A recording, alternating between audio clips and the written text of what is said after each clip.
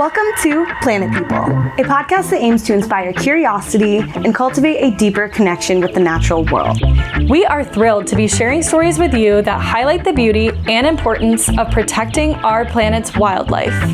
Be sure to follow us on social media and your favorite podcast streaming platform so that you never miss an episode.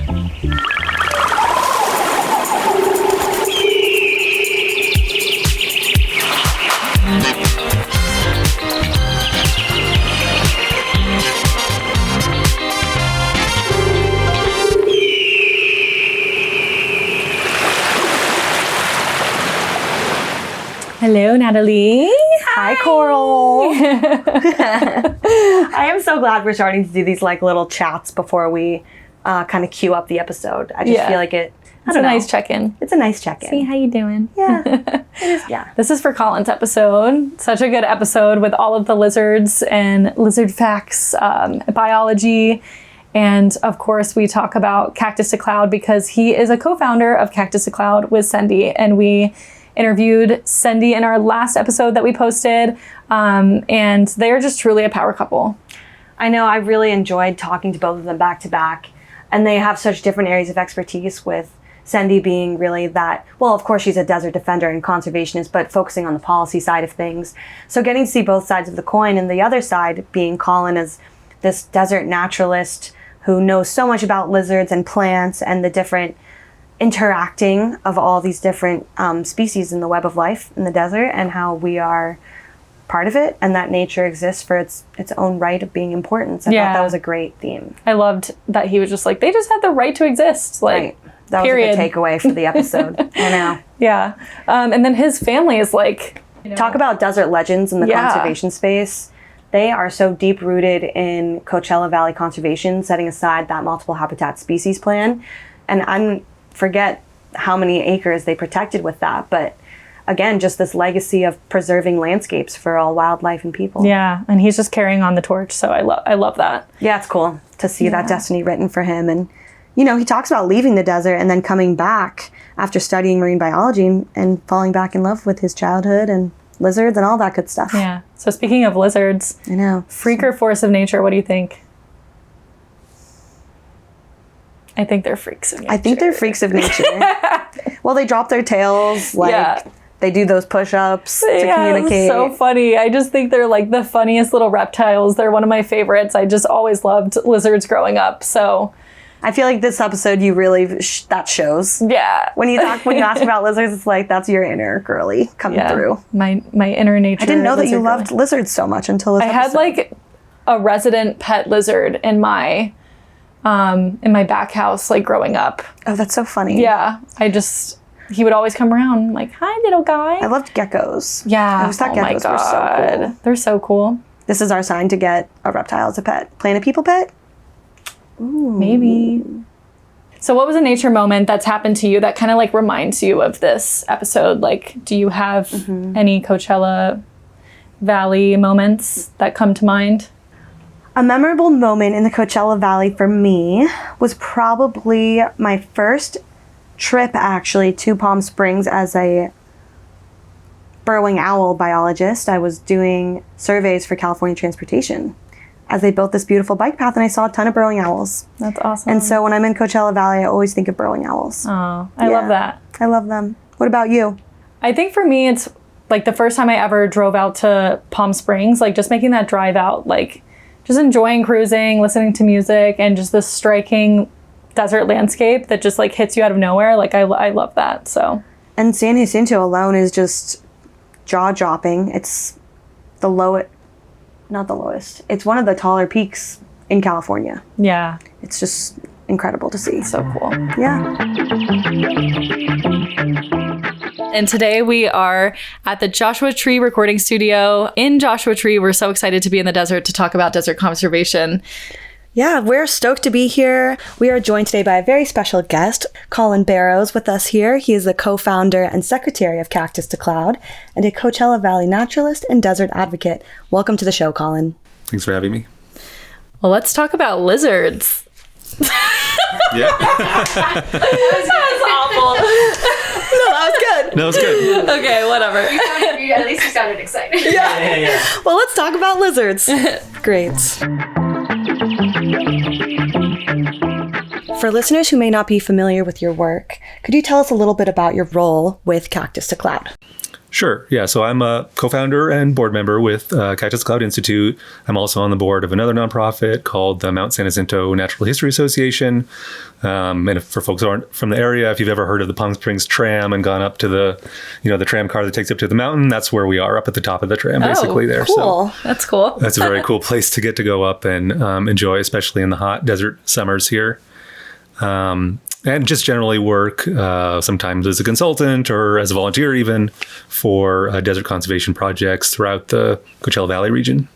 Why don't you tell us a little bit about the Cactus to Cloud co-founder story? So my wife, Cindy, and I, who you've also had on the show, and I have been interested in advocating for our desert for as long as we've known each other, which is going on 7 or 8 years now. And we worked in various kind of aspects of conservation and biology at different capacities over that time. But what we kind of felt was missing was sort of an advocacy piece in our part of the desert, especially, and have talked about that with our friends and colleagues over the years. And when the COVID-19 pandemic came around and we kind of like had a lot more free time on our hands, it gave us the opportunity to kind of take a step back and say, what are really are our priorities here? What do we want to see? What's the change that we want to see in the world? And we felt at the time that, what we needed was a new organization, a kind of a mouthpiece that we could use to advocate and to educate about the desert and about climate resilience, about outdoor equity in the Coachella Valley. So it was the two of us and our friend Tracy Bartlett, who's actually a retired health advocate and business owner, all took the California Naturalist certification course and then the Climate Steward certification course all together, and kind of used that knowledge and background to start CactusToCloud Institute. What a beautiful founder story. Yeah. We were founded off of similar things, just wanting to have an advocacy group, right? And do more than just, the first step is to enjoy nature, but then to be a voice for nature. Yeah, it's it's one of the best things you can do out to go and enjoy nature, right? And the more you do it, you also start to notice some of the challenges, and you almost feel like you're obligated to start to do more about that. The more you see and the more you experience the challenges, whether it's climate change, invasive species, habitat destruction, and one of the really great things about either starting an organization or contributing to existing organizations is that you really feel like you're doing something, that even when things feel hopeless, working towards the positive, doing something about it feels better than doing nothing at all. Right. Fills your soul. Yep. It's incredible. And just kind of leading into your experience now with Cactus to Cloud, sort of touching on your personal journey with connecting to the desert and becoming a naturalist of the Coachella Valley region. What were some of those early connections for you that led you into your current role today? Sure. I mean, I can't say that I was really born in the Coachella Valley, but my parents moved here when I was 6 months old. So it's almost right. I grew up here in the Coachella Valley, and both of my parents are involved in biology and conservation. So it was, some way it's sort of like inherited. It's in the blood. The family biz. You could say that. There's a lot of Barrowses that show up on good things happening in the desert that's great. over the years. I grew up hiking around and going camping with family, and especially at the Coachella Valley Preserve. My dad was a manager of the preserve, so he'd come pick me up after school, and then he would just kind of turn me loose in the desert for a few hours in the afternoon to go explore the Palm Oasis and the trails and, track down lizards and all that kind of good stuff. That's great. Is that your origin story of you really being interested in lizards and Chuckwalla biology? Yes, I would say it's kind of weird because, if you grow up here in the desert, it's hot and there's not that much to do as a young person, or it feels like there's not that much to do. There actually is quite a bit once you actually think a little more about it, but it doesn't feel like there's very much to do. And so your kind of impulse is to leave as soon as possible and get out of here. So actually grew up wanting to be a marine biologist or to go study rainforest biology or ecology and all that kind of stuff. And it wasn't until I came back later as an adult that I kind of realized all those formative times that I spent chasing lizards and looking at desert plants and all this kind of stuff really had made such a big impact and was very important to me. And so I sort of made a career change or a career adjustment towards more conservation and more desert focused interest and advocacy than I had originally thought I would. You brought up how the Barrows name has a lot of legacy here in the desert and passion for conservation around the Coachella Valley. Can you describe that a little bit? Sure. So my dad is Dr. Cameron Barrows, and he was actually, I could take a step back here. So my parents are both got start in biology fields and conservation fields, and actually came to the desert in the beginning, in the mid 1980s, when I was about 6 months old, for a conservation project to establish a new preserve for a lizard called the Coachella Valley fringe-toed lizard. And my dad was hired to be the manager of that preserve at the time. This was for the Nature Conservancy, and then he went on to work for the University of California, Riverside as a researcher and as a teacher.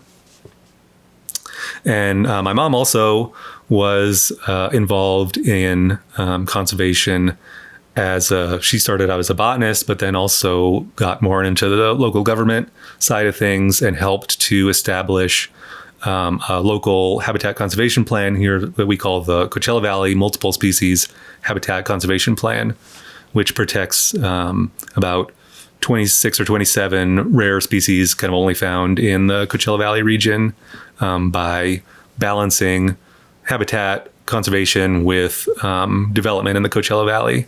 So, if you come out here to go to Coachella, or you live in the Coachella Valley, or just come out to go to the pool or whatever like that on a long weekend, if you start to see, the pattern of development, why there's trails over here and golf courses and hotels over here, it's probably because there's some rare endangered species over on where the trails are that were protected because of this MSHCP. Wow, very awesome. Your parents are pioneers of desert conservation, and it's so cool that your mom helped set aside the Multiple Habitat Species Conservation Plan. Did I say that right? Multiple habitat. I knew what you were saying. Yeah. There's one in San Diego County too, so I'm familiar with kind of the initiative around protecting trails and land for, an endangered species, so to speak. Yeah. It's amazing. And now you hold the torch as well. Yeah, and obviously my wife has the last name Barrows now. Didn't start out that way, but she's even maybe doing more than all of us, I think, going forward. We love Cindy. Yes, that was a great conversation we got to have with her about protecting designating the Chuckwalla National Monument. And what a power couple you two are. Absolutely. I think so.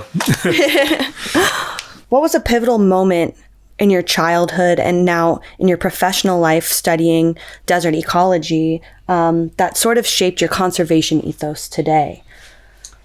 Boy, there's a lot. Like I said, growing up in the desert with, biology and conservation oriented parents, we were doing stuff all the time.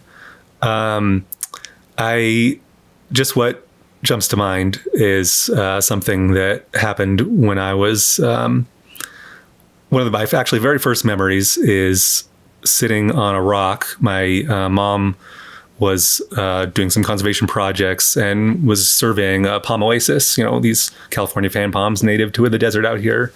And I was like 4, maybe 5, and she just kind of sat me on a rock so that she could go do her work and I could enjoy that. And I was just kind of sitting there. I remember just kind of sitting there enjoying the scenery and the sounds of the palm oasis and the fresh air and all that kind of thing. And hearing this kind of, at the time I didn't really know what it was, but hearing a kind of a rattling sound or a rustling sound. It sounded more like rustling and then more and more rattling. And it turned out that there was actually a rattlesnake, a speckled rattlesnake, right underneath the rock that I was on top of. And I was just kind of like dangling my feet down there. and kind of echoing in the canyon. So it didn't quite register that it was a rattlesnake at the time. So then my mom comes back from her work and sees me sitting there and this rattlesnake just rattling the whole time, and gently picked me up and moved me away. So there was never any risk. So I think about that as kind of very formative in terms of realizing that, that snake was upset that I was there, but it was never out to get me, right? It was never, people have these kind of negative connotations with a lot of desert wildlife and with the desert in general. And there's some, animals that have very well adapted to be able to survive here. And sometimes that takes, venom and fangs and spines and all these kind of things, right? But that doesn't mean that they're bad or aggressive or have any sort of bad feelings towards humans. Definitely. We're going to take a quick break and do a bird's eye view on something that we mentioned that Colin Barrows' family actually helped get past. And it's a mouthful, so I'm going to let you say it, Natalie. So the Barrows family has a legacy in Coachella Valley for protecting desert landscapes and really being desert naturalists. And that's something that Colin made clear in our episode. So I think it's really great that they have this legacy, which is called the Coachella Valley Multiple Species Habitat Conservation Plan. Kind of a mouthful. It's the MSHCP, and it's really quite a groundbreaking approach to conservation for its time, and protects around 240,000 acres of open space and 27 species at the same time, while enhancing this infrastructure without a ton of environmental conflicts. So by protecting this land, we are protecting things like desert kit foxes, burrowing owls, all of these animals that we mention in the Barrows' episode. Between Colin's and Cindy's, we really highlight so many species that we see protected when things like MSHCP are in place, the Chuckwalla National Monument. This all protects wildlife. They're truly such a badass couple in conservation. Planet people to a T. Yeah. I mean, they are building the advocacy piece, the coalition, and protecting animals, doing community outreach, and that's important. All of those things are important. They're hitting it on all. Awesome. Yeah. Let's get back to the show. What are some other animals that kind of inspire you to want to protect them? Sure. So there's the Chuckwalla lizard, which is kind of goes into the naming of the Chuckwalla National Monument, which is just established here in the Coachella Valley. And I kind of like Chuckwallas. They're kind of a big, you could say, wide-bodied lizard. In fact, there's kind of a fun fact that the scientific name for Chuckwalla is Sormalis ater, which means sort of like black flat lizard.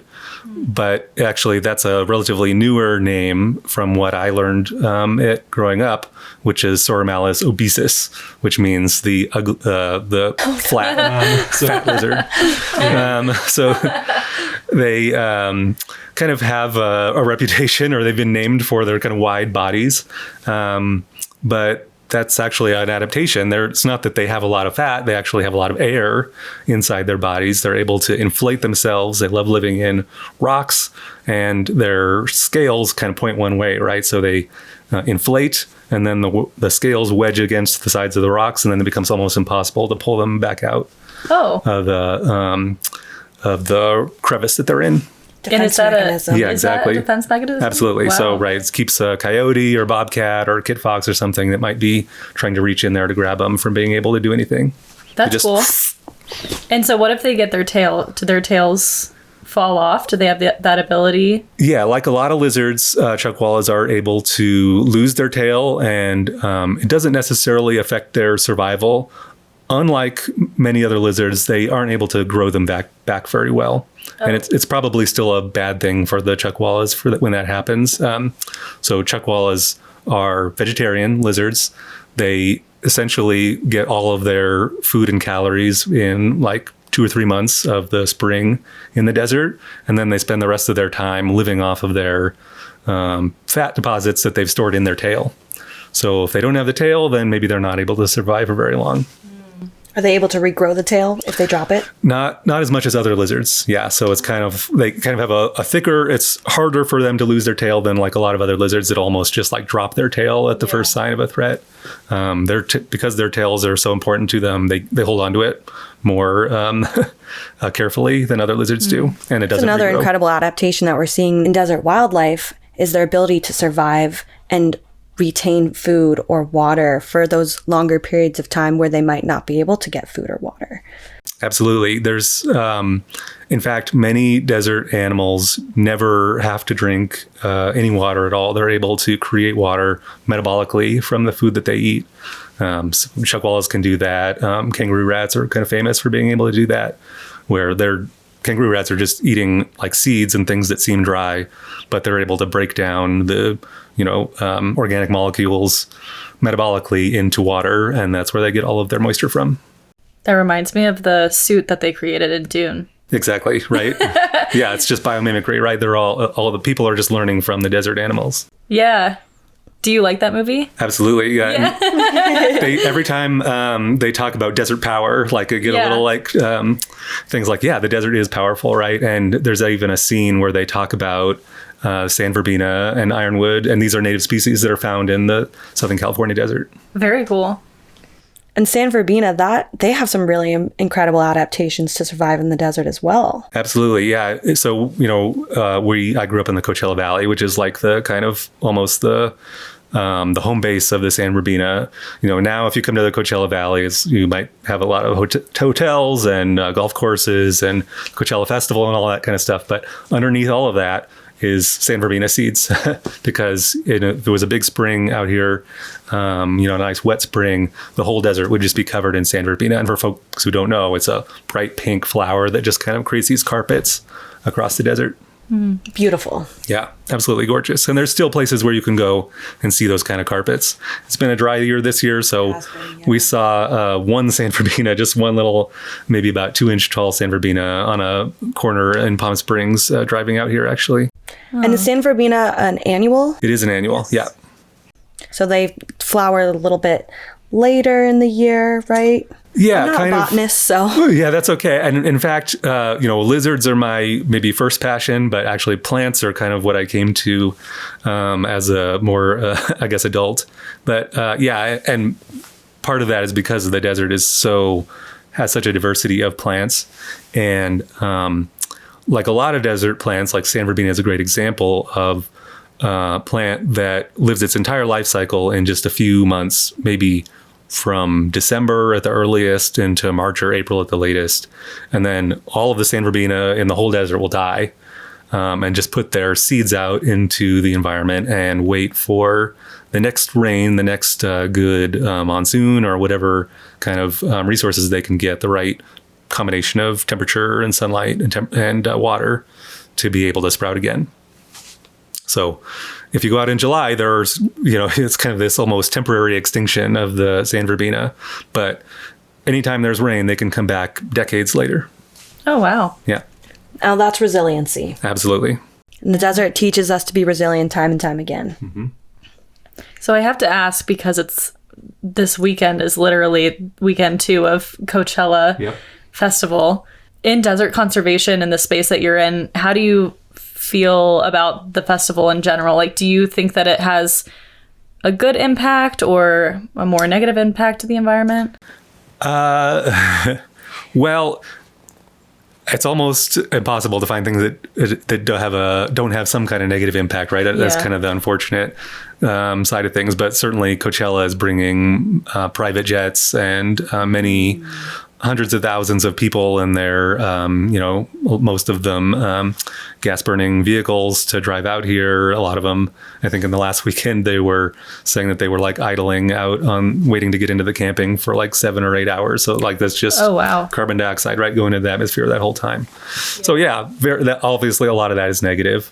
On the other hand, I always see it as a positive for people to come out and visit the desert and enjoy it. And hopefully those folks who are coming out to the festival will take a minute to maybe stop by Joshua Tree National Park or Chuckwalla National Monument on their way home, and certainly to see just the mountains and the beautiful scenery around as they do it, and maybe take a minute to learn about the place that they're visiting for the weekend.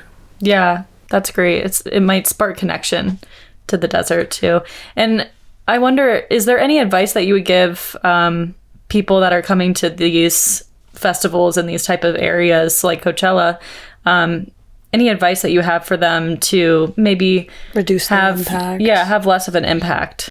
Yeah, I mean, it's the same kind of advice you'd give for anything, right? It's that leave no trace, that reducing your use of single-use plastics, and just being a part of the environment, and that means thinking about what the indigenous people who are here, how they treated the land. That means looking at the wildlife you might see. I mean, even at the Coachella Festival grounds, there are wild plants and animals sprouting around there and flying around there. We're right in the middle of spring migration right now, so we're seeing things like warblers and tanagers and orioles and what did I just see the other day?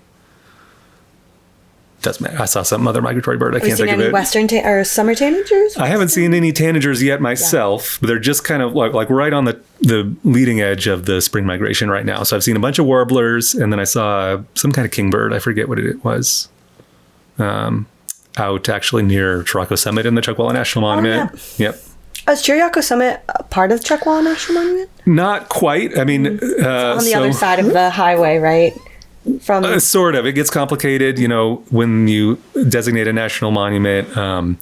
You'd like to be able to just kind of draw a nice, pretty boundary around the area that you feel needs to be protected, but obviously it doesn't quite work like that. There's landowner issues and utilities and things like that. So Chiriaco Summit is, for folks who don't know, is sort of like a rest stop, gas station, diner out in kind of in the middle of nowhere, in the middle of the desert.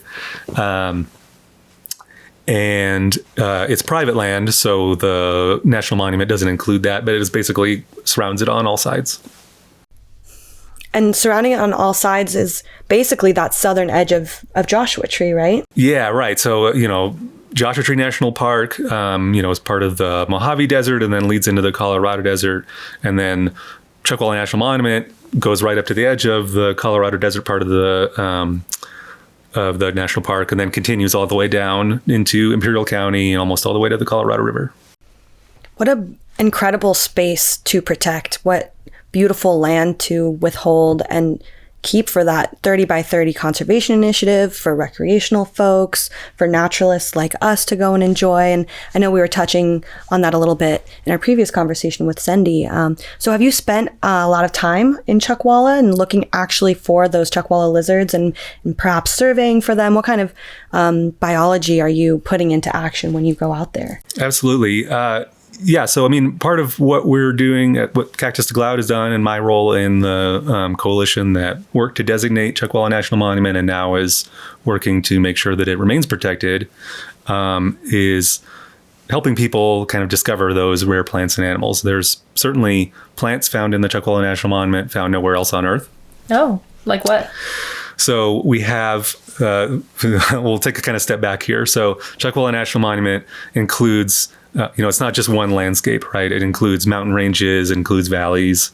And each of those mountain ranges is actually somewhat kind of distinct from the others.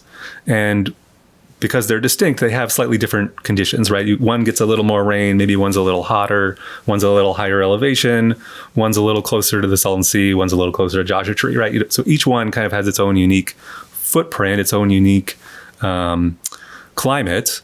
And because it has those unique climate variables, then the plants are a little bit different. So we have in the Mecca Hills, which is the furthest west part of the Chuckwalla National Monument, we have a plant called a Mecca aster, which is in the sunflower family, has a beautiful large purple flower.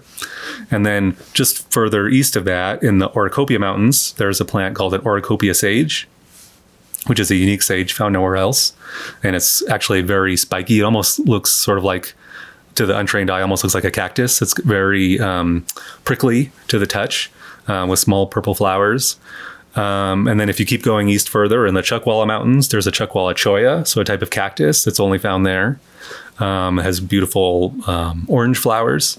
There's also a cactus called the Munz's cholla that's actually the tallest cactus in California. Oh, yeah, and they're huge. They're like 12, 15 feet tall. You can almost, if you're driving out there, it almost feels similar to driving through a Joshua Tree woodland, right? Because they're the same kind of similar size and dominance in the landscape. You'll have to take us out there sometime. yeah. Let's do it. I would love to see that. Yeah. That's fascinating.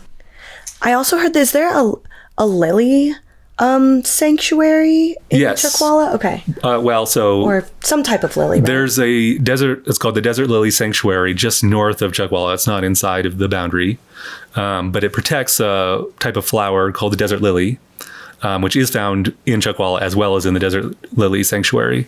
And that's one of the most exciting things. In fact, in just last year, we had this hurricane come through, right? Some folks may have heard about. That basically was like a direct hit on the Coachella Valley, Palm Springs area.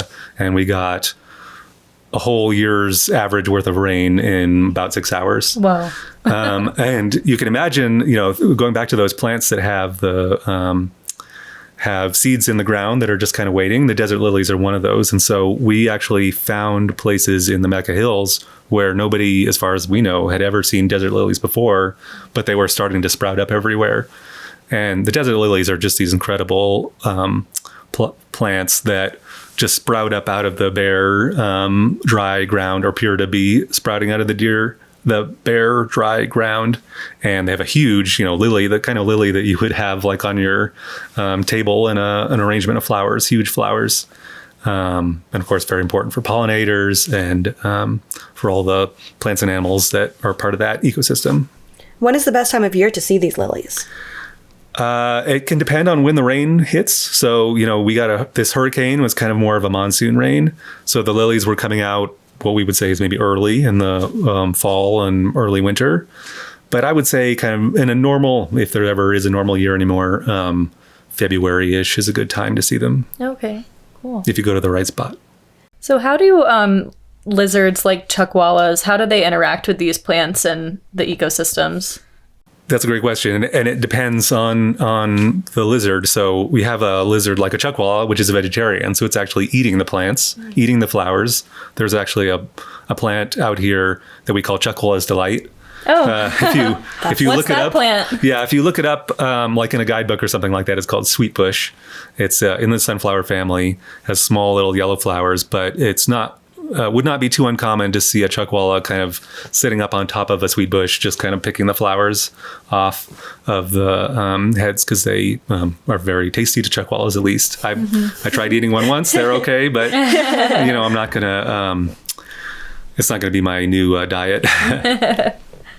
But then there's also lizards that are, in fact, the majority of lizards probably are eating insects, insectivorous, and so they're actually eating the moths, beetles, bees, and things that are pollinating the flowers. And so you'll still see them in the same places. They're drawn to the flowers so that they can get those little pollinators and feed that way. Very cool. What are some other lizards that interact with the landscape? And I know there's the Joshua Tree night lizard. Is that right? Yeah, well, we have actually throughout the desert, there's a few different night lizard species, and probably some more research and work to be done there. I've heard some people say that they think that the Joshua Tree night lizard is its own species, and there's the night lizards that we have in the Santa Rosa Mountains, which are just to the south of Joshua Tree, are also their own species. There certainly is. It's another night lizard species down in the Ansbarago Desert. That's its totally own species. And, similar to the kind of mountain range isolation that we talked about, they're the same kind of thing. Night lizards are tiny little lizards. People maybe could confuse them for a gecko. They're very small. And because people call them night lizards, they think that they come out at night, but they're actually living almost their entire lives inside of like a fallen Joshua tree log or yucca log, depending on where they are in the range, kind of.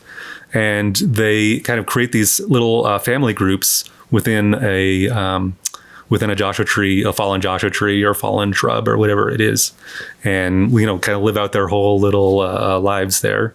Oh. And only get to, I'm sure they must move back and forth at some point, right, to find new families, or maybe when the teenagers have to go out and make their way in the world, kind of a thing.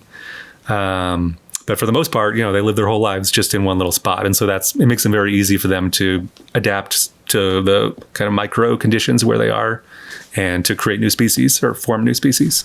It's cool that there's so many distinct species. There's one that's endemic to Anza. Yep.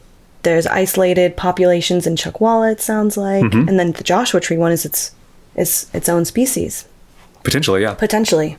So what kind of ecological effect do these lizards have on the environment? How do they contribute to that, circular web of life? It's a great question. I guess I'll push back a little bit on the question to say, I think sometimes we kind of have this framing where we think of plants and animals as needing to have a purpose. Sure. Right? And totally. And I know that's maybe not what you're intending. But I think it is valuable to recognize that these things have their own value of their own, right? The same as people do.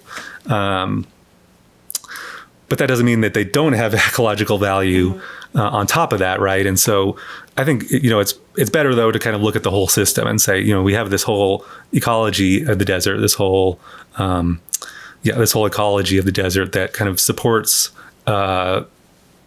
carbon sequestration, supports clean air and water, supports the recreation industry. It supports our enjoyment of nature and all that kind of stuff.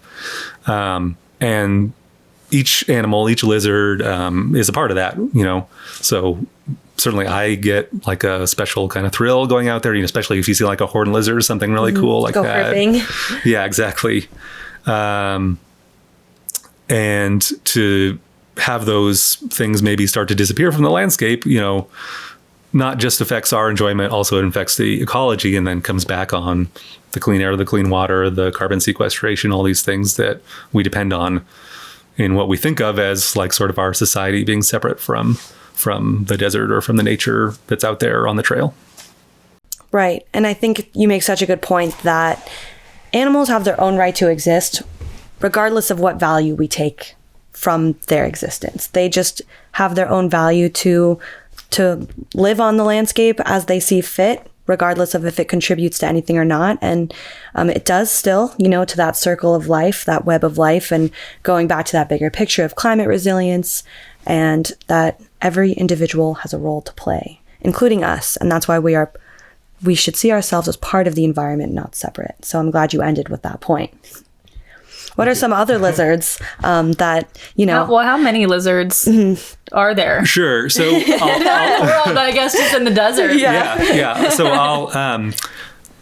I'll say that I'll give you a total that doesn't sound maybe too impressive if you're used to counting birds or plants or something like that. Because, you can think about there's thousands of plant species in California and probably thousands even in the desert just on its own.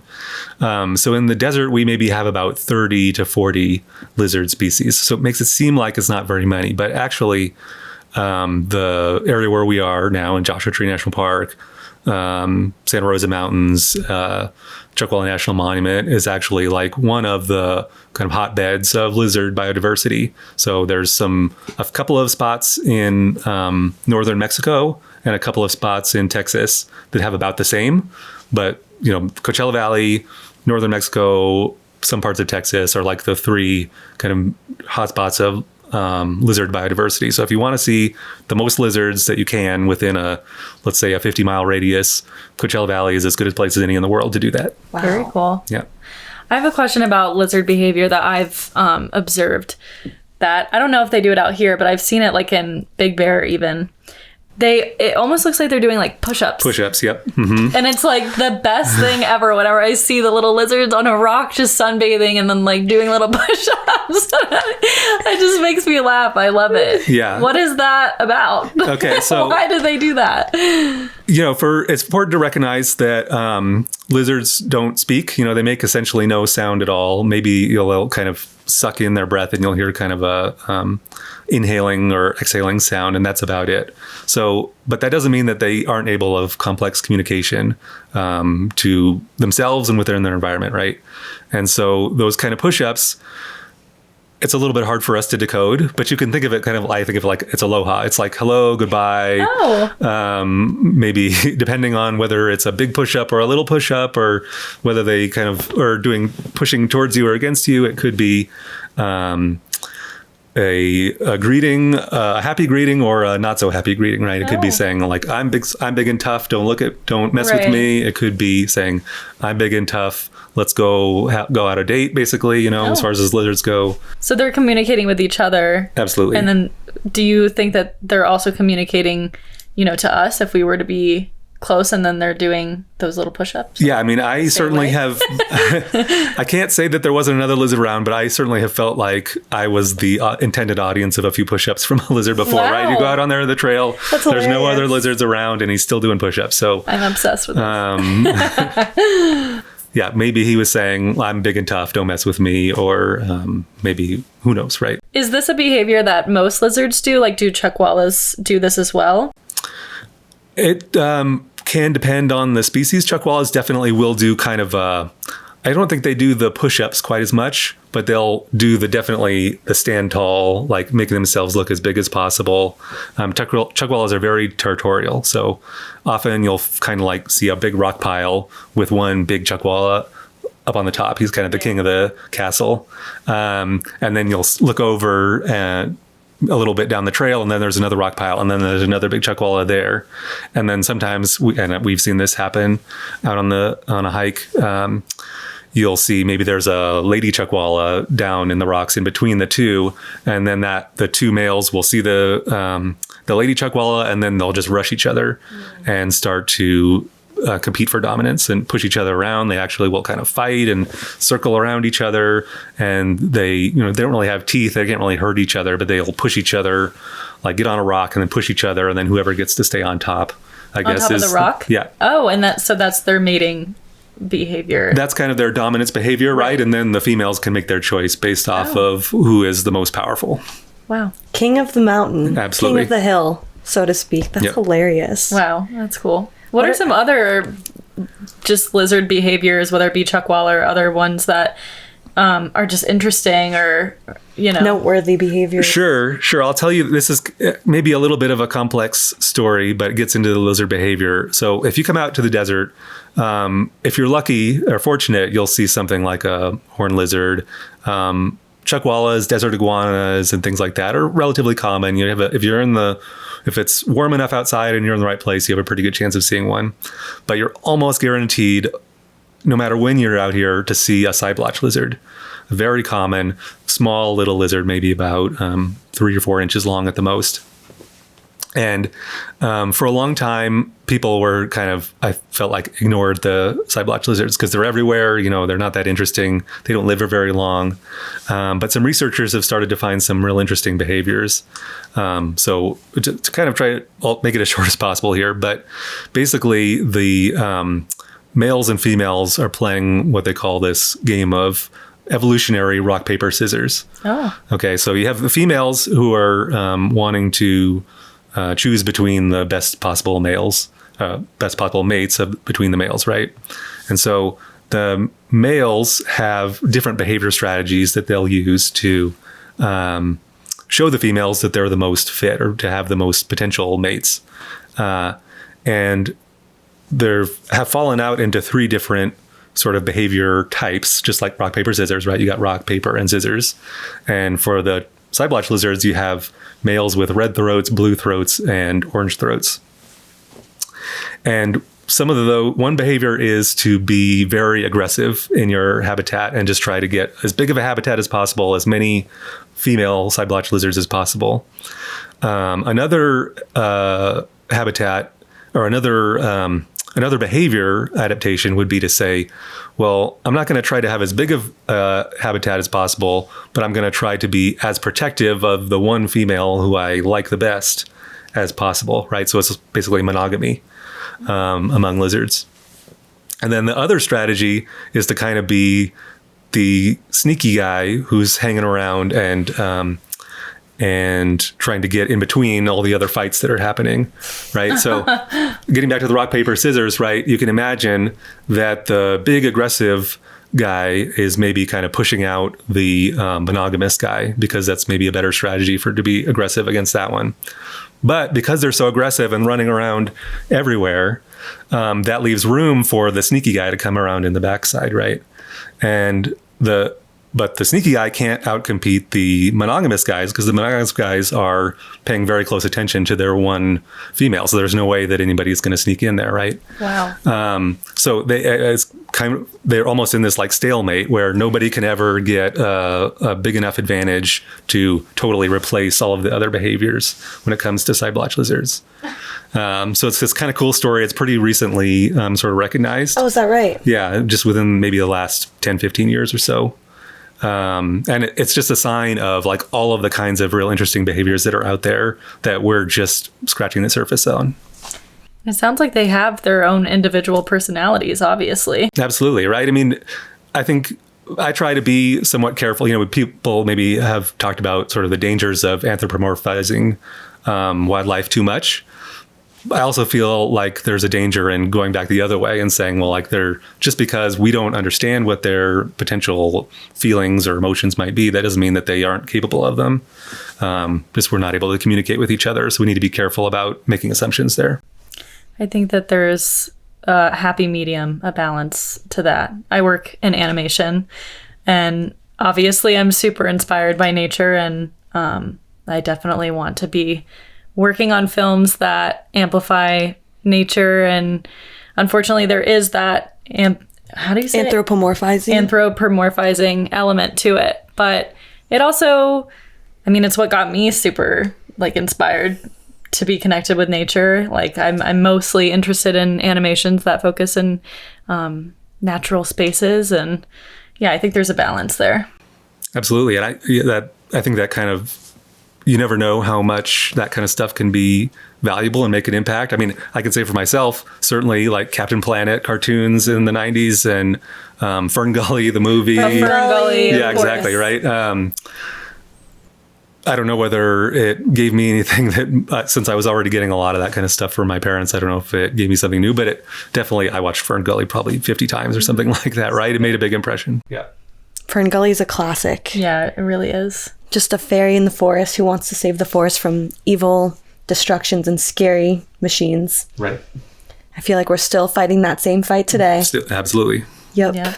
So how does your work with lizards kind of lend itself to doing broader conservation work in the desert? Yeah. So the way that we know anything about lizards, right, is through research from ecologists. But the reality is there's just not, there aren't enough researchers. There's not enough, and especially now, you know, there's not enough funding. There's not enough time to do all the research that we need to really understand just how important all of these lizards, plants, animals are. And so I think one of the great, most powerful tools that we have started to use in our toolbox to understand more and to connect more with nature is what we call community science, or what a lot of folks maybe used to call citizen science. And that's taking people who have no scientific training at all and taking them out there and gathering data and learning more about their environment. And then, you know, that data then can go and to contribute to our understanding of lizards, of the desert, of national monuments, of all these things. And so one of the things that I've gotten to do a lot over the last 10 years or so is to take people out and help organize surveys where, you know, school teachers, engineers, record executives, mostly retired now, go out and just take pictures of every lizard that they see along the trail and record that as scientific data that then can go to researchers at University of California, Riverside and other institutions around the country and understand how climate change is affecting lizard behavior or the abundance of lizards, or how climate change maybe is affecting phenology, or like when plants are flowering and fruiting in the environment. I'm so happy you brought up this element of community science and how you mentioned it used to be called citizen science. So can you elaborate a little bit on why it is no longer called citizen science? Yeah. And I've heard even other names used. I mean, communities. So I think in 2025, maybe it's fairly obvious why the citizen science label could be a problem, because science should be, the main goal of these programs is to let people know that the scientific method and science in general should be inclusive of as many perspectives as possible. And, unfortunately, that kind of, not everybody who lives here in the Coachella Valley may feel that they're a citizen. All I can say is certainly I do feel that everybody who lives here is part of our community. And so I think that's where that community science rather than citizen science feels better, feels more inviting, and brings more people in to participate in the process. Absolutely. Yeah, it's great. It's beautiful that you can showcase these elements of the desert that made you a naturalist. And now you can share that with all these different perspectives of the community and educating people about the circular importance of all of these different animals that all have a role to play. And Absolutely. we also have a role to play in understanding them. Yep. So I have to ask, do you have any knowledge about Joshua trees? I mean, we're sitting here in Joshua Tree recording studio, and there's Joshua trees outside. We're right next to the park. What do you know about them, and what makes them so iconic?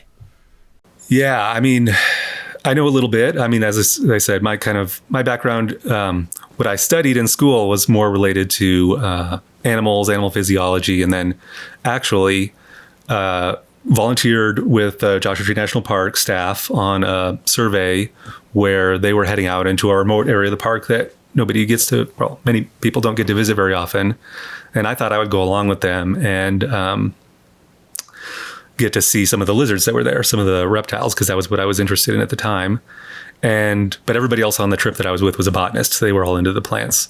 And I can definitely point to that 3 or 4 days in the backcountry of Joshua Tree National Park as kind of like a turning point for me in recognizing that, hey, wait a minute, lizards are cool, but plants are really like the foundation for everything, right? I mean, if you think about the food chain, or if you think about ecology, like plants maybe are at the bottom, but that's because everything else relies on them. The whole chain on from there relies on sun coming down and the process of photosynthesis creating energy that is accessible by the things that eat the plants and so on, right? And so Joshua trees are just an amazing part of that, especially in this part of the Mojave Desert.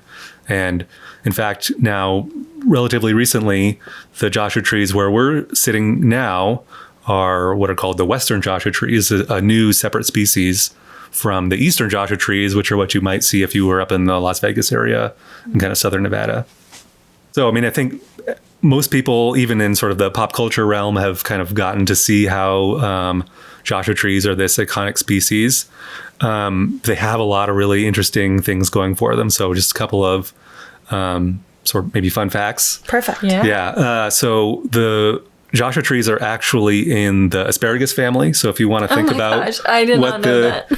what the closest living relative that you may interact with on a regular basis of a Joshua tree is the asparagus on your plate, and I'm going to think about that every time I eat asparagus now. Yeah, I'm just exactly. Think about me eating a Joshua tree.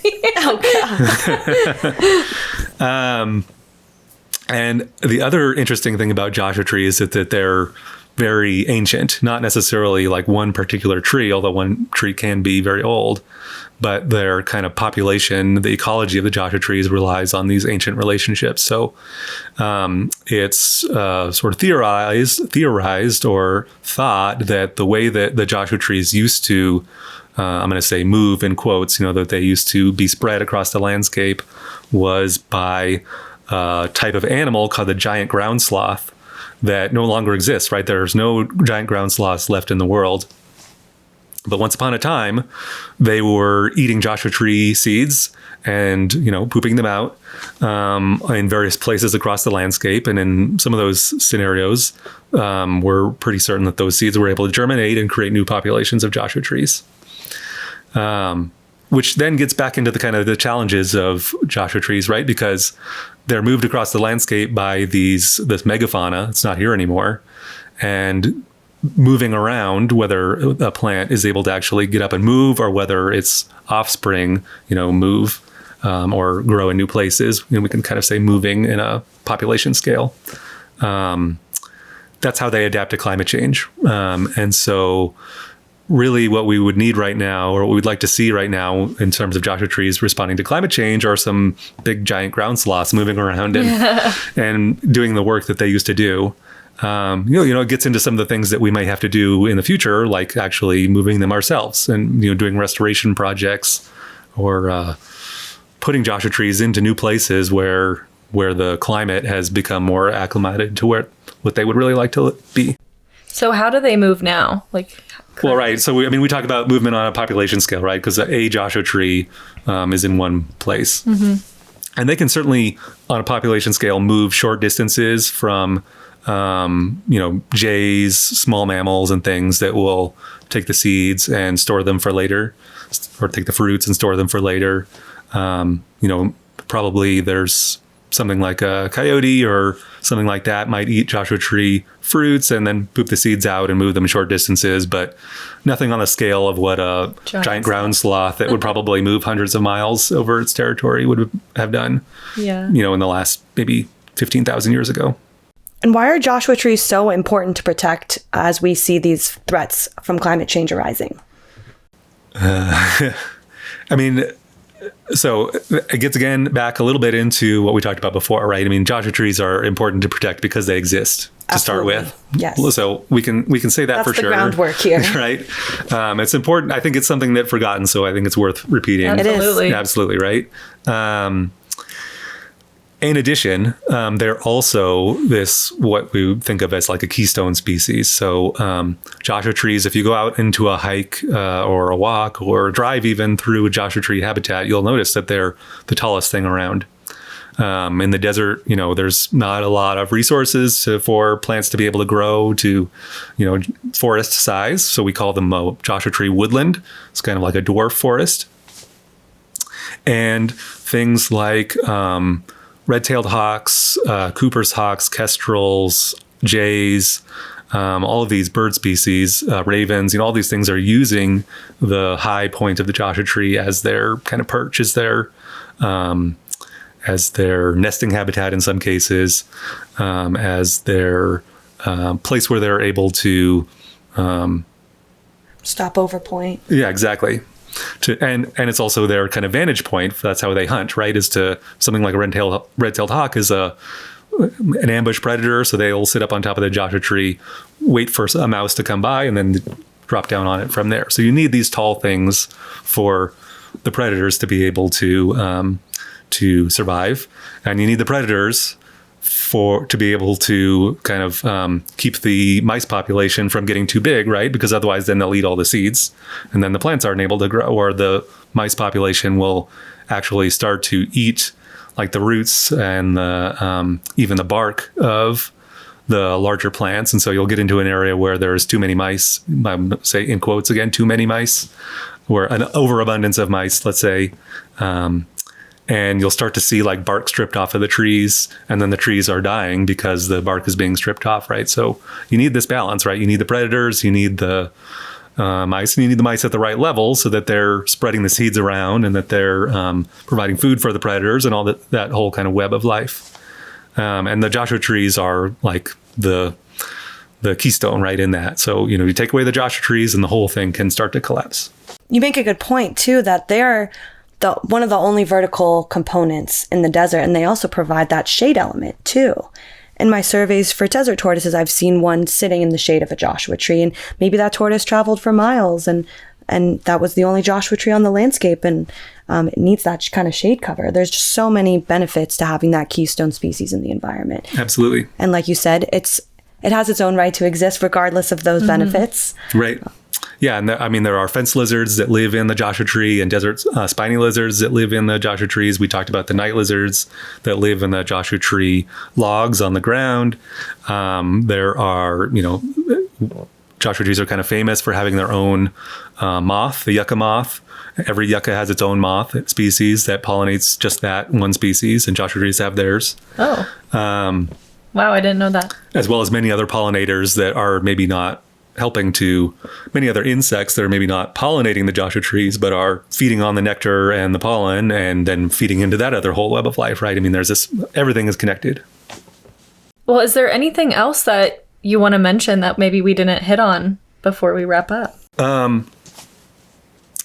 Sure. I will say, it's important for all of us to be advocates for our environment, wherever you happen to live and wherever you might be listening to us from. And that can look a lot of different ways. Like that's voting, that's sending comments to your representatives when it's not an election year, that's communicating just with your friends and family about, what's important to you, about how nature is important to you. And I kind of like to say that one of the really fun ways that you can do it and positive ways that you can do even when everything else seems potentially not so hopeful as we would like, is to participate in those community science programs. So folks may have heard about this free app that you can download on your phone called iNaturalist, and it allows you to take photos of plants, animals, mushrooms, things that you see out in nature. It'll actually help to identify the species of whatever it is that you're seeing for you. And then also goes into this huge database of hundreds of millions of living things observed all over the world. Not just sort of community members and nature lovers can see, but also researchers to be able to understand the kind of things we're talking about: effects from climate change, effects from invasive species, effects from people, habitat destruction, all these kinds of things. So if you could do one thing to help for your own personal enjoyment of nature and to help us understand more and protect it, go out and take pictures of nature, add them to the iNaturalist app, and have fun. Very cool. I didn't know that app existed, so I'm going to download it. iNaturalist. iNaturalist, yep. Okay, great. That's awesome. Thank you. Yeah, I'm really glad you brought that up. It's an important community science initiative, and I'm sure one that we can do together with a little Cactus to Cloud Planet People event. Maybe one day we can all go out and participate in some community science, just have some fun in nature, right? That's what it's all about. That is what it's all about. Amazing. Thank you so much for being on the show today. We really appreciate it, and all of the work that you are doing with Cactus to Cloud and all of your lizard desert knowledge and desert power and and being a desert defender too. We love it and we appreciate it. So thank you. Thank you for having me. And to end the episode, we are now doing this anxiety into action component. And similar to Cindy's, we will kind of highlight the importance of, taking that local action for that global impact, right? And the global impact is really seen through that policy involvement, and that means advocacy, using your voice, right? And also just getting outside and having fun with nature. I feel like Colin really lights up when he talks about so much of the cool desert animals. And so getting outside, having fun with lizards, having fun in nature, I feel like that is such a good takeaway for this episode, because then you can get excited about the animals. And that anxiety for what's going to happen to them can be turned into action when you just spend time outside and see that while there are a lot of drastic effects we're seeing from climate change, the best thing we can do is to just enjoy nature, enjoy the lizards. And there's naturalist courses out there that you can take to learn more about these type of animals and reptiles, and do your own research. Download iNaturalist. iNaturalist, yep, that's a huge one that that was a big thing that we talked about in this episode. And I think to your point, just if you really want to study animals and of the desert, be a naturalist. Take a course, download iNaturalist. Take photos of what you see, upload it, ask questions, show interest, right? Yeah. It doesn't have to be an anxious thing. Just go outside and you'll see. Thank you for tuning in to this episode of Planet People. We are thrilled to have you as part of our community of wildlifers who care about protecting the planet for future generations to enjoy. We hope that by listening, you feel inspired to connect with nature and become a steward of the planet by getting involved and taking action with your local community conservation organizations. Until next time, stay positive, Planet People. This episode was produced by Natalie Jean Sybil, Coral Carson, and Hugh Carr. Directed and edited by Coral Carson. Theme song by Hugh Carr under the artist name Flama. Thank you, team.